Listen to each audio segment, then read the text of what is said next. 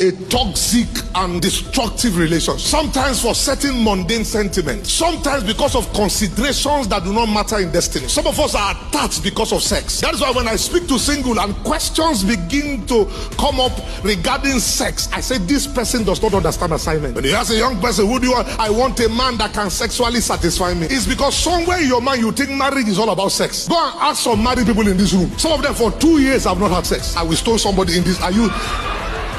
Some of them have relocated their bedrooms because when jungle mature, am I talking? Erection without direction become useless. Am I talking here? I had a couple in my church, young couple who were planning to get married. They were having sex. They were fornicating. I called them. I said, please stop it so that we can plan your marriage.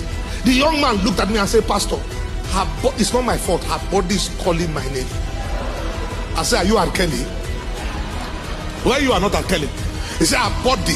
I mean, they were having sex everywhere, anytime they meet, anywhere. So, as a pastor, I thought, okay, maybe these ones will enjoy a very robust sexual marital life. If fornication defeats you, there is that which is called adultery. It is for adults. It's called adultery for matured sinners. Adultery is for matured sinners, those who fornication have made a mess of their life. Some of you are busy fornicating now. You are training your partner for adultery. I will stone somebody here. Are you catching what I'm saying? Now this is where I'm going. 2 years into that marriage, she had a crisis. I went to intervene, and to my shock, they told me, I'm not lying to you, and they said to me the last time they had sex was on their wedding night.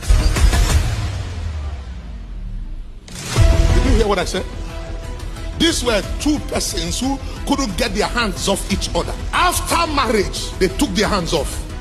And that is the predicament of many marriage counselors. We are telling singles don't do it. We are begging married people to do it. After I suffered my own heartbreak, I realized that one of the most important aspects of a marital journey is selection. The right selection. See, if you choose well, 50% of marital crisis has been handled. If you select well. For many people who are dealing with marital crisis today, who are married, the problem began from the day of selection. It's foundational. That's why one time I was on live TV in the city of Kaduna. I had a program, a phone-in program. And one day I was talking on how to make the right choice. Then one woman called in. She now asked this question: what of us that are already married? Those of us who have already made the choice. That day I realized that if you choose wrongly, there's a problem. Am I talking here? If your choice is wrong, then you have to double your effort to making sure that marriage works. And it is possible. That is why we have grace, we have mercy, we have restoration. Because by the system of restoration, God can restore a bad marriage and make it a better one. And I speak to every marriager that is in trouble. May you experience restoration in the name of Jesus. I said, may you experience restoration in the name of Jesus.